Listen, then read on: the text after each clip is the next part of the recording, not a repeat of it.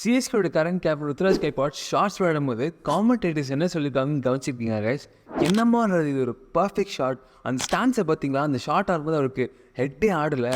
ஒரு proper cricketing ஷாட்டுக்கு Ruturaj Gaikwad ஒரு best எக்ஸாம்பிள்னு சொல்லலாம். இந்த மாதிரி காமெண்டேட்டர்ஸ் சொல்லி நான் கேட்டிருக்கேன் கைஸ். ருத்ராஜ் கைக்வாட் ஒரு பேசிக்ஸில் ஸ்ட்ராங்காக இருக்கிறதுனால தான் அவர் இந்த அளவுக்கு ஒரு கிரிக்கெட்டராக இருக்காது.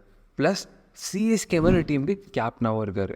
அதே மாதிரி நீங்கள் உங்கள் டிசைன் பேசிக்ஸான யூஎக்ஸ் பிரின்சிபல்ஸ் ஒரு லாஸை ஸ்ட்ராங்காக இருந்தீங்கன்னா நீங்களும் ஒரு பெஸ்ட் டிசைனர் ஆகலாம். ஸோ இந்த வீடியோவில் நம்ம ப்ரிடாமினண்ட்டாக யூஸ் பண்ணி 10 UX லாஸை டீட்டெயில்டாக வித் எக்ஸாம்பிள் கற்றுக்கலாம். நீங்கள் உங்கள் பேசிக்ஸை ஸ்ட்ராங்காக்கி ஒரு பெஸ்ட் டிசைனர் ஆகிறதுக்கு this is a great start guys. வாங்க வீடியோக்குள்ளே போகலாம். First one, Hick's law. Hick's law states the time it takes for a person to make a decision increases with the number of choices they have. இப்போ ஒரு இன்டர்ஃபேஸில் users choose பண்ண நிறைய options இருந்ததுன்னா அவங்களுக்கு ஒரு டிசிஷனுக்கு வரவே நிறைய நேரம் எடுக்கும். இதுக்கு ஒரு கிளாசிக் எக்ஸாம்பிள் தரலன்னா ஃபுட் ஆப்ஸ். ஃபுட் ஆப்ஸில் நிறைய ரெஸ்டாரண்ட்ஸ் இருக்கும். எக்கச்சக்கமான ஃபுட் ஆப்ஷன்ஸில் எதை சூஸ் பண்ணுறதே தெரியாமல் நிறைய டைம் எடுத்து யூசர்ஸ் ஃபர்ஸ்ட்ரேட் ஆகிடுவாங்க. ஸோ யூசருக்கு தேவையான ஆப்ஷன்ஸை கொடுங்க. அப்படி நிறைய ஆப்ஷன்ஸ் இருந்ததுன்னா ப்ரோக்ரெசிவ் டிஸ்க்ளோசர் பிரின்சிபல் யூஸ் பண்ணி ஒன்றா கொடுங்க அவங்களுக்கு. இந்த ப்ரோக்ரெசிவ் டிஸ்க்ளோசர் அதுக்குமா இந்த வீடியோ நான் ரெஃபர் பண்ண போகிற நிறைய யூஎக்ஸ் பிரின்சிபல்ஸ் நீங்கள் தெரிஞ்சுக்கணும்னு நினச்சிங்கன்னா 16 பிரின்சிபல்ஸ் ஆஃப் யூஎக்ஸ் டிசைன் சொல்லிட்டு நான் வீடியோ போட்டுருக்கேன் கைஸ். நீங்கள் போய் செக் பண்ணி பாருங்கள். அது ஜஸ்ட் நான் எக்ஸாம்பிள் சொல்ல, நீங்கள் தினமும் யூஸ் பண்ணுற ஆப்ஸ் அண்ட் ப்ராடக்ட்ஸ் தான் நான் எக்ஸாம்பிளாக யூஸ் பண்ணியிருக்கேன். அந்த வீடியோட லிங்க் நான் ஐகார்டில் கொடுக்குறேன், கீழே டிஸ்கிரிப்ஷனில் கொடுக்குறேன், பின் கமெண்ட்டில் கொடுக்குறேன் கைஸ். போய் செக் பண்ணி பாருங்கள். Second one, Fitt's law. Fitt's law states that the time required to move to a target is a function of the distance to the target and the size of the target. இப்போ இங்கே 2 target இருக்குது guys. இந்த 2 டார்கெட்டில் என்னால் எந்த டார்கெட்டை ஈஸியாக தொட முடியும்? இது தானே. இது தொட எனக்கு கொஞ்சம் டைம் எடுக்கும், ரைட்? அதுதான் கைஸ் இங்கே ஓல்ட் கான்செப்டே. ஸோ ரொம்ப இம்பார்ட்டண்டான டார்கெட்டை ரீச்சபிளாகவும் சைஸ் பெருசாகவும் இருந்துச்சுன்னா டக்குன்னு அதை போய் ரீச் பண்ணி அதோட ஃபங்க்ஷன்ஸை நம்ம ஆக்சஸ் பண்ணிக்க முடியும். மிச்சம் இருக்கிற டார்கெட்ஸ் வந்து அதோட ரெலவெண்ட் ப்ளஸஸாக அதோட ரெலவெண்ட் சைஸஸாக இருக்கணும். இதுக்கு ஒரு இன்னொரு ரியல் லைஃப் பெஸ்ட் எக்ஸாம்பிள் சொல்லலாம்னா பிரேக் அண்ட் ஆக்சிலேட்டர். ஆக்சிலேட்டர் பேடோட பிரேக் பேட்ஸ் ரொம்ப பெருசாக இருக்கும். ஆக்சிலேட்டர் நம்ம லைஃப்பை சேவ் பண்ணுமா, பிரேக் நம்ம லைஃப் சேவ் பண்ணணும்னு பார்த்தீங்கன்னா பிரேக் தான் ரொம்ப இம்பார்ட்டன்ட்ல. ஸோ பிரேக் தான் பெருசாக கொடுத்துருக்காங்க, ரீச்சபிளாகவும் இருக்கும். அதே மாதிரி தான் டிசைன்ஸில் சிடிஏ பட்டன்ஸ் ரீச்சபிளாகவும் பெருசாகவும் கொடுக்கணும். மிச்ச பட்டன்ஸை அதோட ரெலவெண்ட் பிளேசஸில் அரேஞ்ச் பண்ணியிருக்கணும். Third one, Miller's law. Miller's law suggests that the average person can only keep 7 ± 2 items in their working memory at a time. On an average ஒரு பர்சனால் 5 to 8 திங்ஸ் தான் அவங்களோட மெமரியில் சைமல்டேனியஸாக hold பண்ண முடியும்.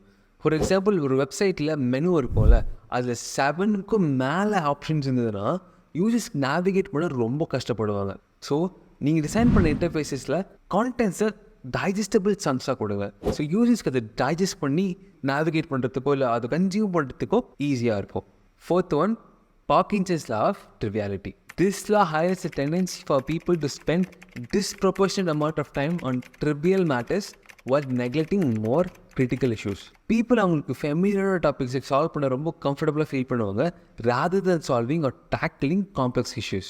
ஒரு இன்டர்ஃபேஸ் டிசைன் பண்ணும்போது பட்டனுக்கு எதை கலர் வைக்கிறதுன்றதை யோசிக்கிறத விட அதோட நேவிகேஷன் எப்படி ஆப்டிமைஸ் பண்ண போகிறோன்றதை யோசிக்கிறது ஃபர்ஸ்ட் ப்ரையாரிட்டியாக இருக்கணும். ஸோ இந்த லா என்ன சொல்ல வருதுன்னா, தேவையில்லாத விஷயத்தில் கவனத்தை செலுத்துறதை விட தேவையுள்ள அதாவது எசென்சியலான விஷயத்தில் கவனத்தை செலுத்துறது கிரேட்டாக இருக்கும். Fifth one, Tesler's law. Tesler's law states that every application has an inherent amount of complexity that cannot be reduced. Instead, complexity is shifted from one place to another. எந்த ஒரு அப்ளிகேஷன் நீங்கள் எடுத்துக்கிட்டாலுமே சரி, ஒரு சின்ன அமௌண்ட் ஆஃப் காம்ப்ளெக்சிட்டி கண்டிப்பாக இருக்கும். நம்மளால் அந்த காம்ப்ளெக்சிட்டியை ரெடியூஸ் பண்ண முடியாது, but rather we can shift it from one place to another. For example, starting early stage of smart ஃபோனில் இமெயில் ஆப்ஸ்லாம் எடுத்து பார்த்துருந்தீங்கன்னா எக்கச்சக்கமான ஆப்ஷன்ஸ் கொடுத்து நிறைய ஃபீச்சர்ஸ் கொடுத்து ஓவர்லோட் பண்ணி வச்சிருப்பாங்க.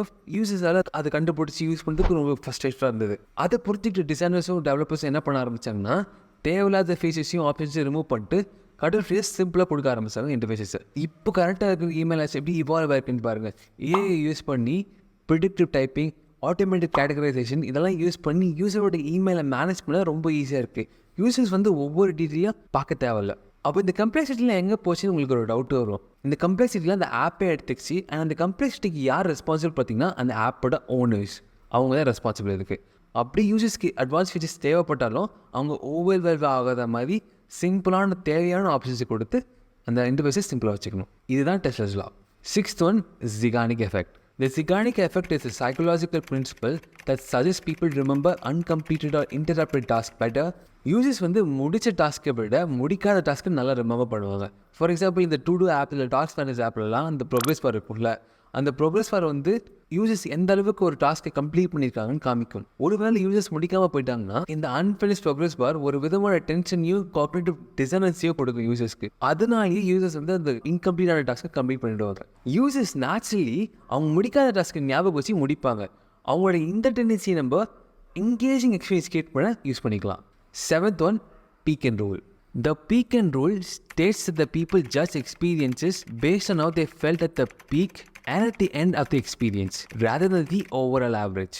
Users ஒரு இன்டர்ஃபேஸ் எப்படி ஜட்ஜ் பண்ணுவாங்கன்னா, ஒன்று பீக் எக்ஸ்பீரியன்ஸ் வச்சு ஜட்ஜ் பண்ணுவாங்க, இல்லை எண்ட் எக்ஸ்பீரியன்ஸ் வச்சு ஜட்ஜ் பண்ணுவாங்க.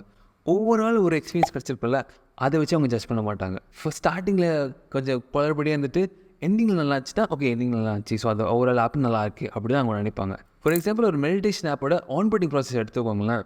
அதோட ஆன்போர்டிங் ப்ராசஸில் யூசர்ஸ்க்கு இந்த ஆப் யூஸ் பண்ணுறதுனால என்னென்னலாம் பெனிஃபிட்ஸ் கிடைக்கும்னு ஃபஸ்ட் எக்ஸ்பிளைன் பண்ணுவாங்க. அதுக்கப்புறம் ஒரு காமிங்கான ஒரு அனிமேஷன் கொடுத்து அவங்களே யூசர் இன்டர்ஃபேஸ்க்குள்ளே வெல்கம் பண்ணுவாங்க. வெல்கம் பண்ண பிறகு அவங்களை கங்க்ராச்சுலேட் பண்ணி அவங்களோட ஃபர்ஸ்ட் மெடிடேஷன் ஸ்டார்ட் பண்ண ஒரு கிளியர் சிட்டியை கொடுப்பாங்க. அண்ட் இதுதான் எண்ட் எக்ஸ்பீரியன்ஸ். அதோட பீக் எக்ஸ்பீரியன்ஸ் வந்து அந்த அனிமேஷன் இருந்ததில்ல, அதுதான் அதோட பீக் எக்ஸ்பீரியன்ஸ். அப்போ யூசர்ஸ் இந்த ரெண்டுத்தை வச்சு தான் அந்த ஓவரால் அப்ளிகேஷனை ஜட்ஜ் பண்ணுவாங்க. இதுதான் peak and rule. 8th one, Doherty Threshold. The Doherty Threshold suggests that response time longer than 400 milliseconds will break the user's flow of thought. ஒரு இன்டர்ஃபேஸோட ரெஸ்பான்ஸ் டைம் 400 milliseconds அதிகமாக இருந்ததுன்னா யூசரோட லைன் ஆஃப் தாட்ஸை அது break பண்ணிடும், உடச்சிரும். இதை explain பண்ண நம்ம 2 scenarios எடுத்துக்கலாம். ஃபர்ஸ்ட் சினாரியோவில் யூசர்ஸ் ஒரு பட்டனையோ ஒரு லிங்க்லேயே கிளிக் பண்ணும்போது டெஸ்டினேஷன் போய் ரீச் ஆகிறதுக்கு நோட்டிஸபிளி நிறைய நேரம் எடுக்குது. அப்படி எடுக்கும்போது ஒன்று அவங்களுக்கு கட்டாயமாக இருந்தது அதை பார்த்தே ஆகணும்னா அவங்க ஃபர்ஸ்டடாக வெயிட் பண்ணி அதை பார்த்து ஒரு பேட் எக்ஸ்பீரியன்ஸ் கிரியேட் பண்ணி தான் வெளியே போவாங்க. இல்லை அவங்களுக்கு அந்தளவுக்கு கம்பெனிங்கான ஒரு இதுவுமே இல்லைன்னா அடுத்த செகண்ட் அதை அப்ரூப்டாக கட் பண்ணிட்டு நெக்ஸ்ட் அவங்க என்ன வேணும் அதை நோக்கி போயிட்டே இருப்பாங்க.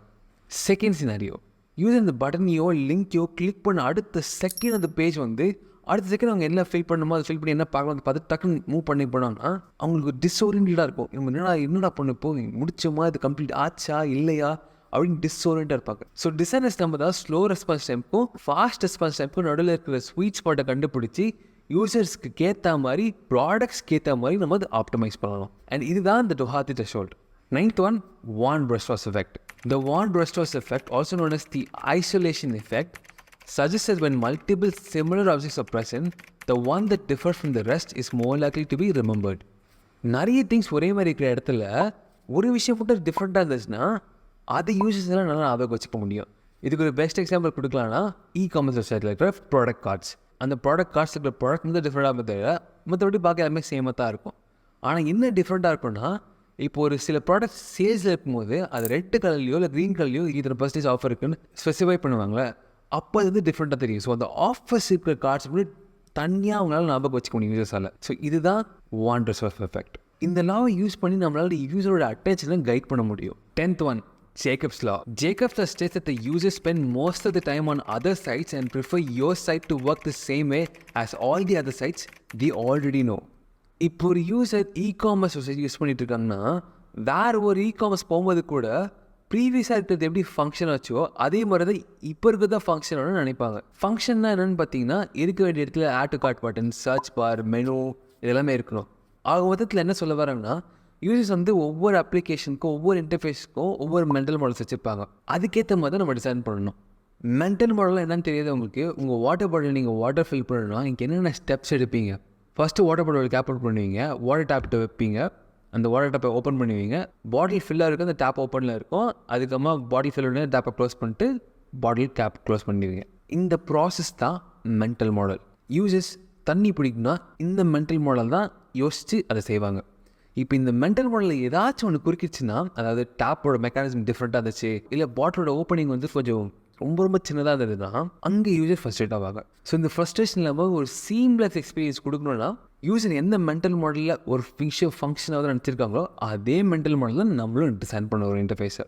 இப்போ யோசிச்சு பாருங்கள், இ-காமர்ஸ் வெப்சைட்டில் இருக்க வேண்டிய இடத்துல search bar, add to cart button, menu இதெல்லாம் இல்லைன்னா கண்டிப்பாக யூசர்ஸ் ஃப்ரஸ்ட்ரேட் ஆவாங்க. உங்கள் இன்டர்ஃபேஸ் ஒரு சீம்லெஸ் எக்ஸ்பீரியன்ஸோடு இருக்கணும்னா நீங்கள் எந்த அளவு கற்றுக்கிட்டு இம்ப்ளிமெண்ட் பண்ணுறீங்களோ இல்லையோ ஜேக்கப்ஸ் ஃபஸ்ட்டு கற்றுட்டு இம்ப்ளிமெண்ட் பண்ண ஸ்டார்ட் பண்ணுங்கள். நான் சொன்ன இந்த 10 UX லாஸுமே நீங்கள் உங்கள் டிசைனில் இம்ப்ளிமெண்ட் பண்ண ஸ்டார்ட் பண்ணுங்க கைஸ். இது மட்டும் இல்லை, இன்னும் நிறைய லாஸ் இருக்குது. உங்களுக்கு அதெல்லாம் வேணும்னா ஜஸ்ட் பார்ட் 2 கமெண்ட் பண்ணுங்கள். கண்டிப்பாக பார்ட் 2 வீடியோ நான் மேக் பண்ணுறேன். இது இல்லாமல் வேறு ஏதாச்சும் உங்களுக்கு வீடியோ வேணும்னு நினச்சிங்கன்னா கூட கமெண்ட் பண்ணுங்கள். அதை பற்றியும் ஒரு வீடியோ போடுறேன். இந்த மாதிரி UX டிசைன் ரிலேட்டட் வீடியோஸ் நீங்கள் கற்றுக்கணும், தெரிஞ்சுக்கணும்னு நினச்சிங்கன்னா மறக்காமல் ரிசர்ச் பார் சப்ஸ்கிரைப் பண்ணிக்கோங்க. அண்ட் அவங்க எல்லாருமே இன்னொரு இன்ட்ரெஸ்டிங்கான வீடியோ பார்க்குறாங்க. Cheers, enjoy.